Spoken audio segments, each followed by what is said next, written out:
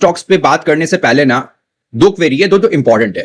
देखो कमेंट्स तो बहुत सारे आते हैं, बट कुछ कमेंट्स होते हैं ना इंपॉर्टेंट होते हैं। इंपॉर्टेंट इसलिए कि किसी का हार्ड एंड पैसा लगा हुआ है, ठीक है। पहली क्वेरी है ना, वो है नागराजन सर की। सो ही हैज टोल्ड मी कि I have x stocks of Thangamayil at around 65, should I hold और एग्जिट? तो sir first of I am not authorised to give any comment about it, but I will try to narrate in a very subtle way. Okay, तो sir क्या था कि ये जो share है ना, ये इसमें मेरी एंट्री हुई थी अगस्त 2025 में, ठीक है, और मैंने इसके उड़ा दिया। उड़ाने का सिंपल रीजन ये था ना कि इनका जो परफॉर्मेंस आया it was not up to the mark, और जो कंपनी बोल रही है ना कि हमारा परफॉर्मेंस का गिरने का एक मेन रीजन है कि रुपी में डेप्रिसिएशन हो गया, जिसके कारण कस्टमर डिमांड कम हो गया। It is a bullshit, it is a cock and bull story rather. I will explain you how. If you see Q4 FY26, in that quarter the rupee depreciated around 4%, and Q2 the depreciation was close to 3.5%, and Q1 FY27 it was 1.3%. so जब depreciation पिछले quarter में ज्यादा था तब भी company ने अच्छा perform किया, तब ये रीजन क्यों नहीं आया? Secondly, now the company has very candidly said in the first 26 days itself our sales is not up to mark. So I am a techno funda trader. Okay, what I do, I mix 80% technical and 20% the business analysis, and then I do my setup. So now आप बताओ, what is the logic of being in this stock? And कल someone has commented that some, I don't wish to take the name because यहाँ पे year on year comparison होता है। मेरे भाई धंधा का मेरे को भी समझ है। अभी इसमें दो चीजें थी कि अगर मैं यहाँ पे ईयर ऑन ईयर कंपैरिजन करने रहता ना, तो मुझे 1 साल 2 साल और बैठना पड़ता, because you see this pattern. Okay, just hold on, I will use the marker. these are the pug marks of a institutional selling. Why? Because open is high and low is close. That's it. Right now here no technical and anything will work, because जिसने भी bye कर रहा है ना, जो हम कहते हैं ऑपरेटर है, who is the institutional buyer, will dump the stock. Okay, so अगर मैं कल वेट करता, राइट, मैं कल काटता नहीं और मैं वेट करता, तो एज ऑफ नाउ मेरा लॉस और हो गया होता 15%। तो सपोज अगर मैंने स्टॉक में 5 लाख 10 लाख रुपया डाला होता, तो आप सोच सकते हो मेरा लॉस कितना रहता, ठीक है ना। तो rather than banking a own stock जो मैंने होल्ड किया है, चूंकि मेरा एक एंकर बायस है, चूंकि मैंने ले रखा है, तो मैं क्यों उसके लिए फाइट करूं? रैदर देन उसको मैंने चॉप ऑफ कर दिया। एंड आई टेल यू, जब हम कोई स्टॉक होल्ड करते हैं ना, तो उस स्टॉक का सबसे बड़ा क्रिटिक हमें बनना पड़ता है। सो बैक कभी नहीं करना है। It is right now a shit stock. I tell you, the moment जब भी बेस बनेगा and it start up moving on quarter basis, on the weekly or a daily chart, it shows a turnover, then again we will come. This is the story. Same thing is with the Timex. Abhi right now if you see Timex, people are making a story कि no, इसको year on year comparison करो। Those morons should go and उनका देखना चाहिए कि पिछला जो Q1 FY26 था, जब उसको आप comparison करोगे Q4 FY25 से, तो वहां पे सेल्स में if I'm not wrong north of 30% का ग्रोथ था। जो पैड था उसमें ग्रोथ था नॉर्थ ऑफ 50% का। तो मतलब लॉजिकल नहीं है ना। मैं अपने स्टॉक का ना सबसे बड़ा क्रिटिक हूं। अगर गलत होगा तो मैं उड़ा दूंगा, बिकॉज मुझे ना वो पेन में नहीं रहना है, मुझे पैसा कमाने के लिए आया हूं। ये मेरा थंगामई या फिर टाइमेक्स या कोई भी, ठीक है ना, कार ट्रेड, ये मेरा कोई चाचा भतीजा थोड़ी है। We are here to make the capital gain. एक मुझे बंदे ने कमेंट करा, उसने बोला कि अभी आप रख लो तो आपका कैपिटल गेन तो बच जाएगा ना, क्योंकि अगर मैं उसको अगस्त तक रखता तो मेरे को लगता लॉन्ग टर्म कैपिटल गेन 1 साल का हो जाता। अरे भाई, तब तक तो स्टॉक को मार मार के नीचे कर देगा ये। वो मतलब चिंदी मारी नहीं करना है अपने को, अपने पैसा कमाने के लिए है, ठीक है। उसका कोई टेंशन नहीं लेना चाहिए अपने को, ठीक है। ये हो गया। अभी एक दूसरा जो है ना, वो है मनदीप सर। मनदीप सर का जो क्वेरी है ना, वो मैं लास्ट में लूंगा, क्योंकि वो थोड़ा सा थॉरो रहेगा और बहुत सारी ऑडियंस को हो सकता है वो चीज, मतलब ऑब्वियस चीज है, थोड़ा सा कॉम्प्लिकेटेड होगा, ठीक है। तो उसके बारे में हम बाद में बात करेंगे। अब हम शुरू करते हैं कार ट्रेड के बारे में बात। सबसे पहले देखो, कार ट्रेड का ये है पीपीटी Q1 FY27 का। अभी आपको कार ट्रेड का अगर ऑप्टिकली देखो ना, जिस तरीके से ये कंपनी ग्रो करती है, तो आपको अच्छा नहीं लगेगा। ऑप्टिकली लगेगा ठीक ठाक रिजल्ट ऐसा लगेगा, बट ऐसा है नहीं। मैं बता रहा हूं, सबसे पहली बार है ना, इनका जो H2 होता है वो हमेशा हेवियर रहता है H1 से। ये चीज समझ लो आप। अभी हम समझते हैं यहां पे नुएंसेस समझते हैं, क्योंकि जब मैं बोल रहा हूं कि ठीक ठाक अच्छा रिजल्ट है, मुझे अच्छा लगा, तो वो लॉजिकल होना चाहिए, ठीक है। और कार्ट रेट के बारे में देखना, इसका हमने बॉटम पकड़ा था, आप देखना अप्रॉक्स 40-45 डेज पहले मैंने पहला वीडियो इसके बारे में बताया था, ठीक है। अभी देखते चलो हम ना Q1, देखो इसका Q4 हमेशा बहुत स्ट्रांग रहता है, ये समझना आप। ये ना इनका सारा का सारा कंसोल है, ये जो इनकम स्टेटमेंट हम देख रहे हैं। अभी देखो आप, सबसे पहले एम्प्लॉय कॉस्ट बहुत बढ़ा है। क्यों बढ़ा है? बिकॉज मैनेजमेंट ने बताया, बिकॉज ये सारी चीजें ना आपको यहां पे नहीं मिलेंगी, you have to go and listen the con call. Management ने बोला कि जो इंक्रीमेंट हुआ है due to that employee cost बढ़ा है, पहली चीज, जो Q2, Q3 एंड Q4 में नहीं आएगा, वो पहला चीज हुआ। फिर आप देखो, एक है एक्सेप्शनल आइट्स, लेबर लॉ का इंपैक्ट आया है 3 करोड़ का, ठीक है। जो इंप्लॉय कॉस्ट है उसमें भी 2.5 से 3 करोड़ का आया है। उसके अलावा अगर आप ये देखो डिफर्ड टैक्स एक्सपेंसेस, ये एक एंट्री आई है 880 करोड़ की, ठीक है। तो मैनेजमेंट ने कहा कि अगर ये सारी चीजें नहीं आती ना तो हमारा 10 करोड़ जुट जाता हमारे पैट में। तो अगर वो जुट जाता पैट में तो आप देख लो फिगर कहां से कहां रहता है ना। एक चीज आपको ध्यान से देखनी है, ये फिगर देखो, profit before exceptional item and tax, देख रहे हो ये भाई साहब इवन Q4 से ज्यादा है Q1 का। और मैंने क्या कहा कि Q4 इनका सबसे स्ट्रांग रहता है। सो कुछ नुआंसेस हुए हैं जिसके कारण आपको ऑप्टिकली दिखेगा कि ये रिजल्ट ना थोड़ा सा मॉडरेट है in terms of the cart rate, ठीक है। और मैं Q1 Q कंपैरिजन कर रहा हूं, इसका बहुत सारे लोग इसका होना चाहिए ईयर ऑन ईयर कंपैरिजन, कि ऑब्वियसली एक काइंड ऑफ सिक्लिकल बिजनेस है, ठीक है। अभी हम आ जाए इसका देखने के लिए revenue from operation year on year, तो वो बढ़ा 16%, एबिटा बढ़ा है 45% और पैट बढ़ा है 21%। और एडजस्टेड एबिटा देखो 42% एंड 42%, मतलब Q on Q, year on year तो आपको दिखेगा ही एक्सपेंशन। ईयर ऑन ईयर कैसे?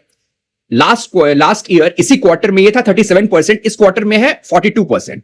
बट आप ये देखो Q4 का भी एडजस्टेड इबिटा 42% था, ठीक है। तो कंसोलिडेटेड बेसिस पे ये कंपनी ने अच्छा करा है, ठीक है, पहली बात। अभी हम आ जाते हैं इनका कंज्यूमर को, जिसमें कार वाले, बाइक वाले, इन सब का है, ठीक है। अभी यहां पे देखो आप, यहां भी इफ यू सी तो जो इनका Q4 रहता है ना बहुत स्ट्रांग रहता है, ठीक है। बट आप देखो जो रेवेन्यू है, रेवेन्यू थोड़ा सा ही कम है Q1 का, जबकि Q1 इनका सबसे जो होता है ना सबसे स्लगिश रहता है क्वार्टर, ठीक। And same to the EBITDA percentage भी देख लो या फिर आप पैड भी देख लो, ठीक है। ये है रीमार्केटिंग का। रीमार्केटिंग का क्या होता है? इनका फिजिकल और ऑनलाइन ऑक्शन का काम होता है। जो फ्लीट्स हुआ, ये जो गाड़ी बैंक वाला उठाता है उसको ये लोग बेचते हैं ऑनलाइन प्लेसेस पे। हियर ऑल्सो बिकॉज ये भी सीजनैलिटी वाला है, तो यहां भी आप देखोगे कि ओवरऑल एबिटा का मार्जिन भी ठीक ठाक है। मैं Q4 से कंपैरिजन कर रहा हूं, अगर आप ईयर ऑन ईयर में कंपैरिजन करूंगा तो वो बहुत अच्छा दिखेगा, लेकिन मैं Q ऑन Q से कर रहा हूं, जो बेस्ट रहता है, मतलब जो सीजनलिटी बेस्ट रहता है उससे मैं कंपैरिजन करने की कोशिश कर रहा हूं, ठीक है ना। तो एबिटा परसेंटेज देखो आप 35% इस क्वार्टर का है और लास्ट क्वार्टर का 36%, ठीक है। नाउ आते हैं OLX की बात करते हैं। देखो OLX का जब इन्होंने एक्विजिशन करा ना तो OLX थी एक लॉस मेकिंग कंपनी। अभी एक्विजिशन के बाद क्या होता है कि एक्विजिशन के बाद भी कार ट्रेड में OLX करती रही लॉसेस। अब जब लॉसेस एक्रू हो जाता है ना, तो जब आप प्रॉफिट करते हो तो उसको आप सेट ऑफ कर सकते हो। अभी इस क्वार्टर में मैनेजमेंट ने बताया कि इस क्वार्टर से हम OLX में टैक्स लेगा, कि जितना भी लॉस एक्रूअल था वो सारा का सारा हो गया सेट ऑफ, ठीक है ना। इसके कारण भी आपको एक एलिवेटेड टैक्स का फिगर दिख रहा होगा कार्ट रेट के चार्ट पे, ठीक है। इंटरेस्टिंग चीज क्या है? इंटरेस्टिंग चीज है ये वाला, देखो रेवेन्यू फ्रॉम ऑपरेशन। एक मिनट में सारा क्लियर कर देता हूं पहले। यस, OLX में ग्रोथ हुआ है Q on Q, year in तो 29% हुआ है, लेकिन Q ऑन Q भी ग्रोथ हुआ है, which is very good. Because ये जो OLX में इन्होंने जो वैल्यू ऐड किया है ना, बायर्स का, सेलर का, प्रीमियम बाइंग का, वो बहुत ज्यादा वैल्यू एडेड है। और जो कंपनी का कहना है कि जो हमारा नेक्स्ट ग्रोथ आएगा ना वो OLX से ही आएगा।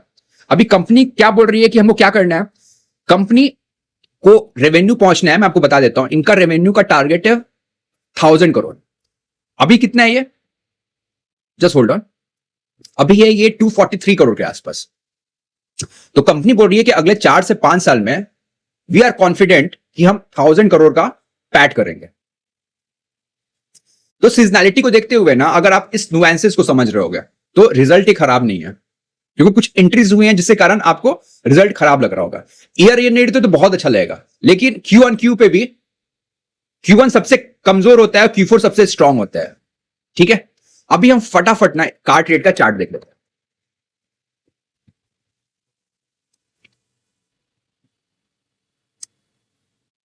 देखो रिजल्ट है और मार्केट ने वर्डिक्ट दे दिया है कि उसको रिजल्ट खराब नहीं लगा है। आप देखो ना, जैसे ही नीचे जा रहा है बाइंग आने लग रही है। जो आज की क्लोजिंग है, आज का जो क्लोजिंग है वो कल के लो के नीचे है। It clearly indicates. नाउ अभी समझते हैं कि यहां पे कैसा दिख रहा है फ्रेश एंट्री के लिए। देखो फ्रेश एंट्री के लिए क्या है ना, on the monthly time frame it is very near to the position, वो स्विंग हाई जहां से फॉल शुरू हुआ था। ठीक है, हमने जहां पे इसको पकड़ा था ना, हमने पकड़ा था यहां पे इसको, एक मिनट, यहां पे, बिकॉज पहला यहां पे बना और दूसरा वाला यहां पे। अब अभी अगर इसके ऊपर क्लोजिंग आती है तो फिर कोशिश करेंगे टू मेक अ फर्दर पैरामीटिंग। ठीक है, ये तो कार ट्रेड का जो शेयर है देयर इज नो इशू। हाँ, फ्रेश पोजीशन अगर किसी को बनाना है तो यू हैव टू बी थोड़ा सा अलर्ट, बिकॉज क्या है अभी ये अपने बहुत इंपॉर्टेंट सप्लाई जोन के पास है। ठीक है, अंडरस्टैंड। दूसरा शेयर क्या है, ये हमसे पूछा है लक्ष्मण ने बोला है ना, it is raised a very important point about the one EMI technology, इसको किश्त कहते हैं। तो वन ईएमआई टेक्नोलॉजी का एक बार हम फटाफट देख लेते हैं। यस, देखो ये इसका फिनेंशियल। आपने क्वेश्चन पूछा है ना कि भैया अब यहां तो बहुत ज्यादा बढ़ गया है, ये प्रोविजन तो बहुत बढ़ गया है, मतलब ऐसा पैनिक होने वाला बात है। डिस्कस करते हैं हम। देखो सबसे पहले मैं बता दूं कि इसका बिजनेस मॉडल क्या है। इसके बारे में कार ट्रेड के बारे में, सारे के बारे में मैंने पूरा एक डिटेल वीडियो बनाया, आप जाके देख लेना। ठीक है, तो वन ईएमआई क्या है ना, इनका पोर्टफोलियो दो तरीके का है। एक सबसे जो है वो डिजिटल पीएल है, मतलब ये पर्सनल लोन देता है डिजिटल फॉर्म में, सारा का सारा ऑनलाइन करता है। और एक जो छोटा बुक है ना इनका है वो लैब का। लैब ये लोग ऑफलाइन करता है, इसके लिए बहुत सारे ऑफिस खोले हुए हैं। अभी कंपनी ग्रेजुअली धीरे धीरे जो डिजिटल पीएल है ना उसको कम नहीं कर रही है, जो लैब है ना उसको थोड़ा तेजी से डिस्बर्स कर रही है, जिसके कारण ग्रेजुअली लैब का जो शेयर है वो बढ़ रहा है। जैसे लास्ट क्वार्टर में if I am not wrong तो ये था 93.7% था आपका पीएल का पोर्टफोलियो, और इस बार वो हो गया 93.3। ठीक है ना, इस हिसाब से ये समझ गया आपको। अभी देखो इस क्वार्टर में कंपनी ने ये लोन बुक को ग्रो करा है, एयूएम को ग्रो करा है बाई 13%, और जो पैट ग्रो हुआ है वो आपका हुआ है अबाउट 15.7%। टोटल इनकम देख लो, क्यू ऑन क्यू बढ़ा है 8.2%। और पीपीओपी देखो ये प्रॉफिटेबिलिटी का ना पहला इंपॉर्टेंट रेशियो होता है पीपीओपी, जिसको ऑपरेटिंग प्रॉफिट भी करते हैं। ये बढ़ा है 14%। ये क्या दिखा रहा है, ये दिखा रहा है कि यहां कॉस्ट ऑफ इनकम पे भी कंपनी ने अच्छा काम कर रहा है। ठीक है, दैट्स इट। अभी हम फटाफट आते हैं तुम्हारे पॉइंट्स पे कि असेट क्वालिटी का क्या हालचाल है, राइट। ये है असेट क्वालिटी। असेट क्वालिटी में आप देखोगे तो स्टेज 2 खराब हो गया सिक्वेंशियली। जैसे मार्च 26 में था ये 2.35, अभी हो गया 3.15। सिमिलरली स्टेज 3 में भी आपको दिखेगा, मार्च 26 में था 2.12, अभी हो गया 2.25, विच इज बैड। ठीक है, और उसी तरह अगर आप नेट एनपीए भी देखो, ठीक है, तो नेट एनपीए 0.29 से 0.36 हो गया। बट अभी ये जो दिखाई दे रहा है ना आपको, ये मैंने कंपैरिजन करने के लिए खोला है कि पिछले साल मतलब Q1 FY26 का जो परफॉर्मेंस था Q4 FY25 के कंपैरिजन में वो कैसा था in terms of the asset quality. ठीक है, अभी ध्यान समझना है आप। देखो आप मार्च से स्टेज 2 बढ़ा है, ठीक है, स्टेज 3 बढ़ा है, नेट एनपीए बढ़ा है। ये क्या दिखा रहा है, ये दिखा रहा है कि यहां पे सीजनैलिटी है। और मतलब मैं सिर्फ आईडीएफसी फर्स्ट बैंक को अगर हटा दूं ना तो मुझे हर एक फाइनेंशियल में ये दिखता है, जब भी Q4 जो होता है ना, Q4 के बाद जो Q1 होता है वो ना सीजनली वीक क्वार्टर रहता है, specially in terms of the collection, and that is a industry phenomena. तो अभी इसको लेके बहुत पैनिक होने की जरूरत नहीं है। ठीक है, ऑन द कॉन्ट्ररी मैनेजमेंट का देखा मैंने, मैं आपको उनका नोट्स दिखा देता हूं एक बार। तो मैनेजमेंट ने बोला है कि we are on track to achieve financial 27 guidance supported by the strong operating performance and discipline execution. ठीक है, अभी आप समझना इनका फिनेंशियल 26/7 का गाइडेंस क्या है, वो है कि हम 40% AUM से ग्रोथ करेंगे, 16% ग्रो करेंगे जो वेरी मच अचीवेबल है। क्रेडिट कॉस्ट को 2.5 से नीचे रख सकते हैं लोग, और हमारा ROA का जो फिगर है बिटवीन 3.5 टू 5% तक रहेगा, ROE रहेगा 18 to 21% तक का, ऐसा ही उन्होंने बोला है। ध्यान देने वाली बात है ना कि इस बार इन्होंने क्या करा है ना, इस बार इनका जो टोटल AUM है अभी 8,000 करोड़ का हो गया इनका, ठीक है ना। तो इसमें 8,000 करोड़ में इनका लास्ट क्वार्टर तक मतलब Q4 FY26 तक जो ऑफ बुक्स था ना वो था 49% और ये 51% के था ऑन बुक्स। इस बार इन्होंने क्या करा है, हम इनका ऑन बुक्स हो गया है 46% और ऑफ बुक्स हो गया है आपको 53%, 53.5% मोर प्रिसाइसली है। तो ये क्या कर रहा है ना, अपने जो बैलेंस शीट है उसको लाइट कर रहा है, मतलब इसीलिए एक असेट लाइट मॉडल पे काम करते हैं, ठीक है। ये समझ में आया। अभी हम फटाफट इसका चार्ट देख लेते हैं, ठीक है। यस देखो यार, इसमें ना एक्चुअली कुछ टेक्निकल एनालिसिस करने वाला है नहीं इसके चार्ट में, फ्रैंकली स्पीकिंग, क्योंकि बहुत रिसेंटली ये लिस्ट हुई है, मई से है, तो डेली चार्ट है तो इसी पे भी करना पड़ेगा। तो सिंपल सा लगा लो आप यहां पे कि 307.65 अनलेस एंड अनटिल इसके नीचे का क्लोजर नहीं होता है तो स्टॉक सही है मतलब। और दो आज गिरा है ये स्टॉक, बट इसका अगर आप वोलेटिलिटी का बैंड भी देखोगे तो वो भी ज्यादा है, आप जाके चेक कर सकते हो, इसका ATR वो ज्यादा होगा। तो अनलेस एंटिल इसके नीचे जाता नहीं है, मैनेजमेंट ने सारा गाइडेंस सेम रखा हुआ है फाइनेंशियल ईयर 27 की, which is very aggressive. Plus मैंने आपको डेटा वाइज दिखाया कि पिछले साल भी ऐसा ही था, जो Q1 होता है उसमें अपस्टिक आता है एसेट क्वालिटी में, विच इज वेरी सीजनल, और अधिकतर NBFC में आपको ऐसा दिखेगा, ठीक है। तो ये है वन EMI टेक्नोलॉजी का। अभी जो तीसरी कंपनी है वो है पिरामल फार्मा। यस देखो पिरामल फार्मा का क्या क्या काम है। तो पिरामल फार्मा सबसे पहले तो करती है CDMO का काम, ठीक है। दूसरा करती है ये CHG करती है, मतलब कॉम्प्लेक्स हॉस्पिटल जेनेरिक्स, और तीसरा है इनका पिरामल कंज्यूमर हेल्थ केयर, ठीक है। अभी बात कर लेते हैं, और यहां पे जब भी आप कंपैरिजन करोगे तो if you are doing any tracking any CDMO company ना, उनका जो H2 होगा वो हमेशा हेवी रहेगा। तो आपको here you have to do a comparison in on a year on year basis. यहां पे हम Q1Q नहीं कर सकते हैं, ठीक है। अभी ध्यान से देखो आप, तो इनका रेवेन्यू ऑफ ऑपरेशन जो है वो बढ़ा है 17%, EBITDA बढ़ा है 72%, PBT बढ़ा है 93%। रेवेन्यू बढ़ा है 17% और EBITDA बढ़ा है 72%, ठीक है ना। इसका अर्थ क्या है? इसका अर्थ ये है कि यहाँ पे ऑपरेटिंग लेवरेज धीरे धीरे काम कर रहा है। जिनको नहीं पता हो तो ये कंपनी मतलब एक से 1.5 साल पहले यहाँ पे डी स्टॉकिंग के कारण इनका जो CDMO बिजनेस है, ठीक है ना, वो तो निगेटिव डिग्रोथ हो गया था, और जो जेनेरिक्स का बिजनेस है ना, मतलब कॉम्प्लेक्स हॉस्पिटल जेनेरिक्स का, उसमें एक आप समझो एक ये आ गया था, मतलब स्टैग्नेंट हो गया था, वो बस 1% ग्रो किया था ईयर ऑन ईयर, ठीक है। इनका जो पिरामल कंज्यूमर हेल्थ केयर है ना, इससे बहुत सारे पावर ब्रांड्स है, जैसे लैक्टोकैलामाइन, फिर आपने आईपीएल्स का नाम सुना होगा, सब इन्हीं का ब्रांड है। ये है ना इनका CDMO बिजनेस।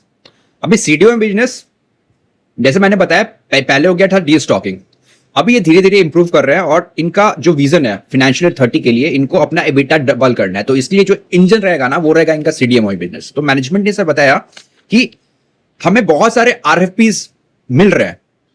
RFP क्या होता है? Request for proposal. अभी देखो कैसे होता है ना कि सपोज CDMO बिजनेस में जो एक बड़ी कंपनी है वो कॉन्ट्रैक्ट देती है पिरामल को, ठीक है, मैन्युफैक्चर के लिए हो सकता है, डिजाइन के लिए हो सकता है, या सारे सबको होलिस्टिक होता है टर्न के लिए। तो उसमें कैसे होता है ना, जब कंपनी अप्रोच करती है ना, तो वो कंपनी को बोलती है कि मुझे ये मॉलिक्यूल बनाना है, इसमें ये टेक्नोलॉजी लगेगी, आप मुझे इसका प्राइसिंग बताओ, ठीक है। ये जब प्रपोजल आता है पिरामल के पास, तो पिरामल फिर सारा का सारा कि इसका टेक्निकल नो हाउ क्या है, वो कैसे बनाएगी, क्या टैट होगा, टर्न अराउंड टाइम होगा, और प्राइसिंग क्या होती है, वो फिर अपने वेंडर को सेंड करती है। और अगर उस वेंडर को वो पसंद आता है, मतलब RFP, तो वो फिर फाइनल होता है। मैनेजमेंट लेकिन एक बताया कि अभी हो क्या रहा है ना, कि अभी जो क्लाइंट्स हैं वो ज्यादा टाइम ले रहे हैं, ठीक है ना, मतलब उनको डिसीजन मेकिंग में थोड़ा सा टाइम लग रहा है। बट उन्होंने साथ साथ ये भी कहा मैनेजमेंट ने कि हम बहुत ज्यादा ऑप्टिमिस्टिक हैं, बिकॉज बहुत ज्यादा RFP आ रहा है, और जो RFP आ रहा है ना वो इंडिया से ज्यादा, मतलब इंडिया से ज्यादा वो आ रहा है हमको अब्रॉड से। अभी जब आपको बाहर का जब आप करते हो ना CDMO का काम, तो वहां पे मार्जिन ज्यादा मिलता है, और बहुत बार आपको फॉरेक्स का भी हेल्प मिलता है, क्योंकि जो रुपीज है ना वो डिप्रिशिएट कर रहा है, on a long term chart अगर देखो तो डिप्रिशिएट कर रहा है, ठीक है। ये हो गया आपका CDMO का, ठीक है। अभी हम फटाफट देख लेते हैं इनका कॉम्प्लेक्स हॉस्पिटल जेनेरिक्स, अभी कंपनी कह रही है कि कॉम्प्लेक्स हॉस्पिटल जेनेरिक्स है ना इसी पेस के हिसाब से चलती रहेगी, और इनके कुछ ना प्रोडक्ट्स है, लाइक आप देख सकते हो इनहेलेशन एनेस्थीसिया का, ठीक है, फिर इंट्राथेकल थेरेपी का, इन सब चीजों में ना ये कंपनी का जो प्रोडक्ट है 3 से 4 वो नंबर 1 या नंबर 2 है। तो कंपनी ने बोला कि इस क्वार्टर में भी हमने वो पोजीशन बरकरार रखा है, ठीक है। इसके बाद बात कर लेते हैं हम पावर ब्रांड्स की। तो पावर ब्रांड्स में company is doing phenomenally good. अगर आप इनका रेट ऑफ पेस देखो ना तो वो है आपको 23% ईयर ऑन ईयर, और इन्होंने जो ई कॉमर्स में काम करना शुरू किया है ना उसमें भी इनको 40% का ईयर ऑन ईयर ग्रोथ मिल रहा है, ठीक है। तो ये सारा कुछ मिला के ना मैनेजमेंट की कमेंट्री देख के, फिर जो बहुत इंपॉर्टेंट चीज होता है प्राइस देख के, लग रहा है कि कंपनी ग्रेजुअली, ठीक है ना, धीरे धीरे करके ना is on a good track. अभी फटाफट इसका हम चार्ट देख लेते हैं। ये है पिरामल फार्मा, और भाई ये एक ऐसी कंपनी है ना कि जिस पे मैंने बेट करा, बट इस कंपनी ने ना बहुत वेट कराया मेरे को, ठीक है। अभी आप देख सकते हो यहां पे हुआ था टर्न अराउंड इसका, ठीक है, और दूसरा टर्न अराउंड होता हुआ दिख रहा है अभी यहां पे, सॉरी यहां पे, ठीक है। तो एक बेस यहां पे, एक बेस यहां पे, ठीक है, 2 टर्न अराउंड यहां पे हुआ है। अभी हम फटाफट देख लेते हैं weekly time frame. Yes, it is very important to close above 196.44 tomorrow. देखते हैं होता है कि नहीं तो नॉर्मली अच्छा है। अगर आपको चाहिए होगा ना इस स्टॉक के बारे में थॉरो एनालिसिस, तो इस पे मैंने 2 वीडियो बनाया। एक वीडियो तो 2 महीने पहले बनाया होगा, और दूसरा भी मैंने 25-30 दिन पहले बनाया था। आप जाके देख सकते हो, उसमें मैंने इसका डिटेल एनालिसिस करा हुआ है, ठीक है। और कार ट्रेड और पिरामल फार्मा मेरे होल्डिंग का पार्ट है। Piramal pharma along with Tata tech, ठीक है, और सीएसबी बैंक, ये 3 स्टॉक ऐसे हैं मेरे ना जिन्होंने मेरे को अभी तक बहुत परेशान करा हुआ है। फाइनली पिरामल फार्मा में एक टर्न अराउंड होता हुआ दिख रहा है, ठीक है। चौथा कंपनी है वारी एनर्जीज। यस, देखो वारी एनर्जीज का ना रिजल्ट अच्छा नहीं है, नो डाउट, बिकॉज मार्जिन में कंप्रेशन आया, बट जब हम चार्ट पे जाएंगे ना तो मैं आपको कभी नहीं बोलूंगा कि इसको अभी सेल करो, उसका हम रीजन समझेंगे। पहले एक ओवरव्यू कर लेते हैं कि रिजल्ट कैसा है। देखो ये भी सिक्लिकल बिजनेस है, इसको आप क्यू एंड क्यू तो कंपैरिजन नहीं कर सकते हो, होप ये अंडरस्टैंडिंग होगी। अभी आप यहां पे देखो, अगर आप रेवेन्यू देखोगे ना तो आपको वहां पे ईयर ऑन ईयर ग्रोथ दिखेगा, बट हम बात करते हैं यहां पे मार्जिन की, तो मार्जिन में ना एक शार्प कंप्रेशन आया है। लाइक Q1 FY26 में ये मार्जिन था, EBITDA मार्जिन आपका 22.53, वो हो गया 18.15 अभी, ठीक है।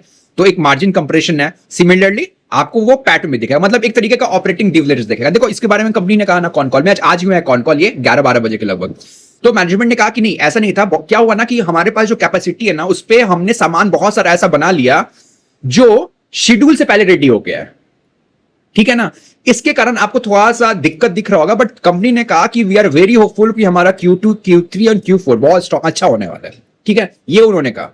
दो पर्सनली मेरे को ना भाई जो ये होता है ना सोलर इंडस्ट्रीज, ये मेरे को कभी पसंद नहीं आता है। इस पे मैं एक दिन बात करूंगा, आधे 1 घंटे तक बात करना पड़ेगा, क्योंकि as per the empirical data के हिसाब से ना लॉन्ग टर्म इन्वेस्टिंग, समझना, लॉन्ग टर्म इन्वेस्टिंग में तुम पैसा नहीं बना सकते हो, ना इंडिया बना सकते हो ना यूएस बना सकते हो, ठीक है।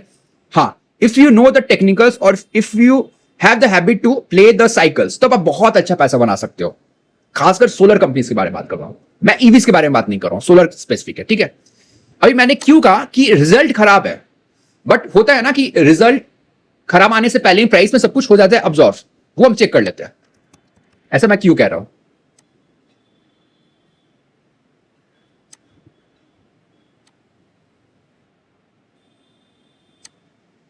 तो मैं यहां पे बार चार्ट लगाता हूं, आपको ज्यादा अच्छे से समझ में आएगा।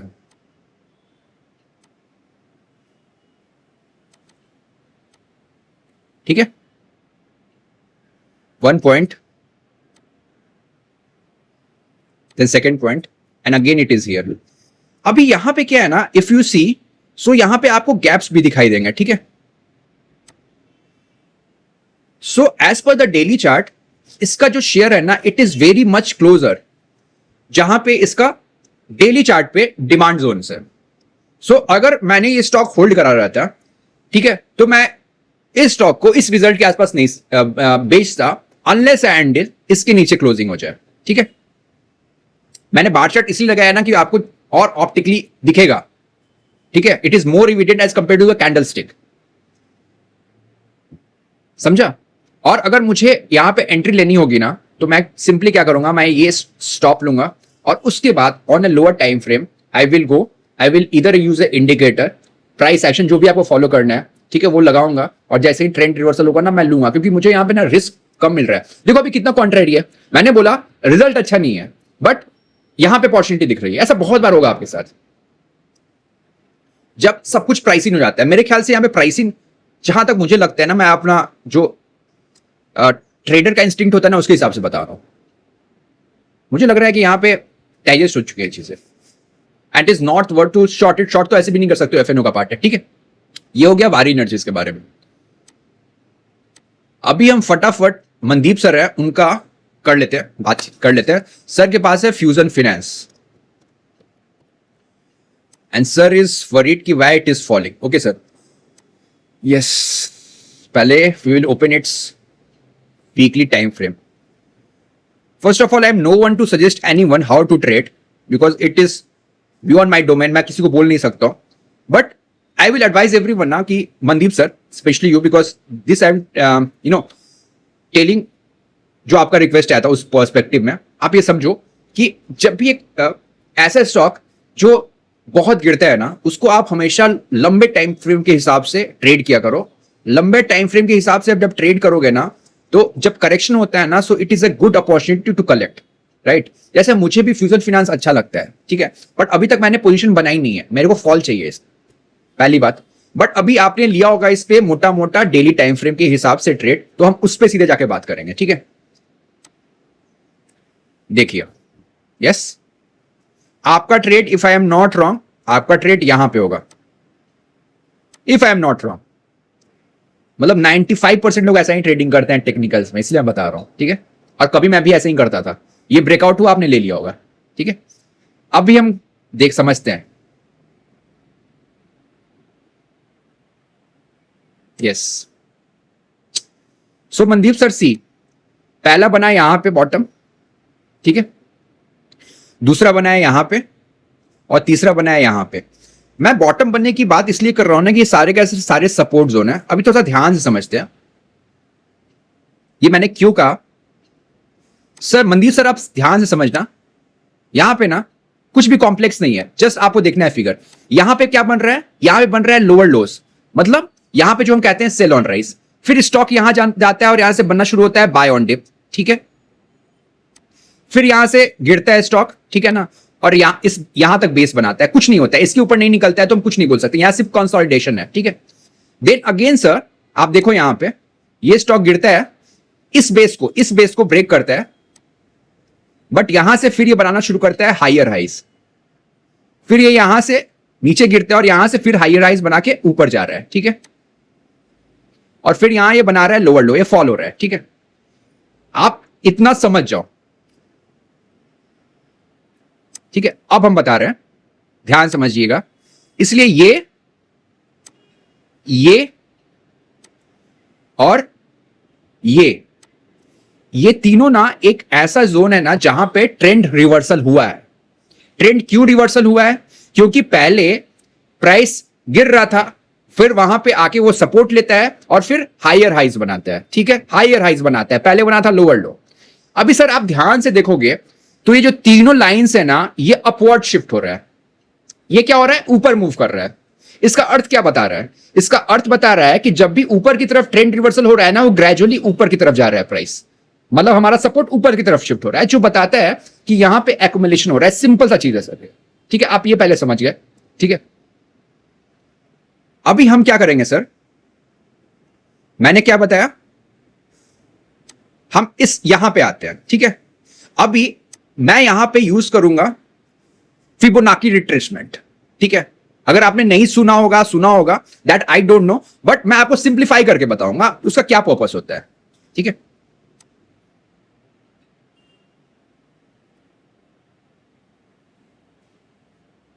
एक मिनट जस्ट होल्ड।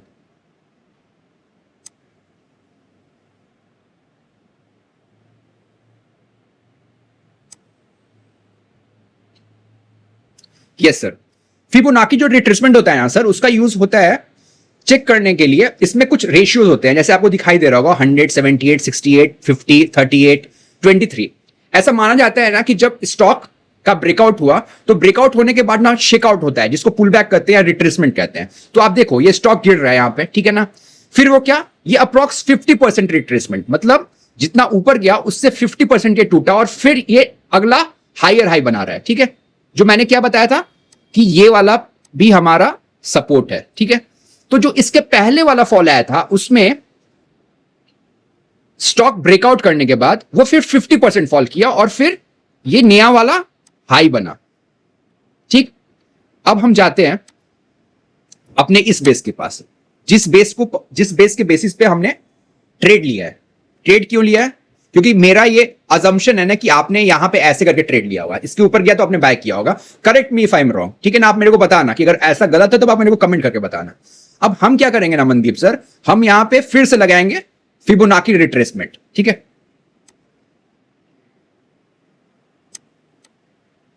मैं हटा देता हूं। यस सर, देखो पिछले बार कहां से आया था, 50% से।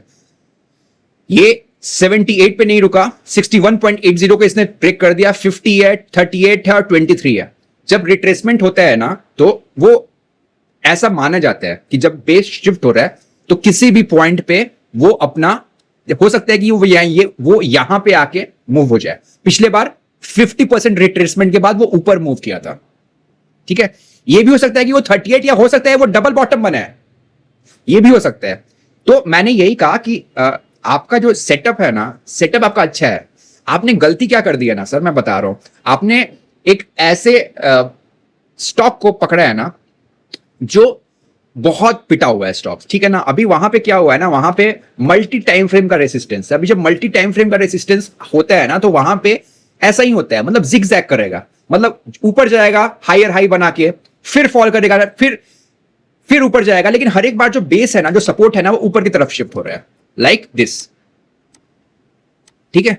तो आपको मैं बता रहा हूं, आपका पैसा लगा हुआ है, अंडरस्टैंड, आपको हो रहा होगा, बट एज ए भाई की तरह मैं आपको बता रहा हूं कि आप ना ब्रेकआउट ट्रेडिंग ना ऐसे स्टॉक से मत लिया करो जहां पे मल्टी टाइम फ्रेम रेसिस्टेंस है।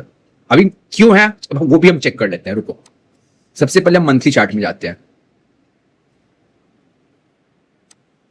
देखो है यहां पे सर, यहां पे रेसिस्टेंस है ना। फिर हम जाते हैं वीकली में। वीकली में देखो सर,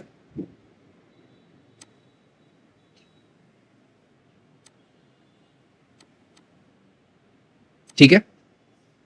तो मोटा मोटी वीकली तो तब भी सही है, मंथली में एक रेसिस्टेंस है, तो प्राइस ना इतनी जल्दी ऊपर नहीं जाएगा। वही अगर आपका स्टॉक रहता ना जिसमें कोई भी ऊपर बैरियर नहीं रहता, मतलब उसमें रेसिस्टेंस नहीं रहता, तो आपका ना ये इतना रिट्रेसमेंट भी नहीं आता। आप क्यूपिड का देखो जाके शेयर सर, ठीक है। होप आपको ये समझ में आ गया होगा, ठीक है। थोड़ा सा ऐसे स्टॉक्स में ना आप ऊपर वाला ब्रेकआउट, आप पता है बहुत सारा आजकल नॉइसेज आता है, लोग कर देते हैं, बट वैसा मत करो। मतलब ब्रेकआउट ट्रेडिंग आपको बहुत दिखेगी। मेरे हिसाब से जो ब्रेकआउट ट्रेडिंग है ना sir, that is a most hyped kind of trading. मेरे हिसाब से ट्रेडिंग वो अच्छी है जहां पे जब रिट्रेसमेंट हो और हम नीचे लेवल पे खरीदे, जिसको हम रीटेस्ट स्ट्रेटजी कहते हैं, ठीक है ना, वो सबसे बढ़िया होता है, because you get a very pretty RR, मतलब रिस्क टू रिवॉर्ड, ठीक है। बाय, आपको अच्छा लगा होगा, ये समझ में आया होगा, नहीं भी आया होगा ना तो मेरे को बताना, I will again make a video. Okay bye.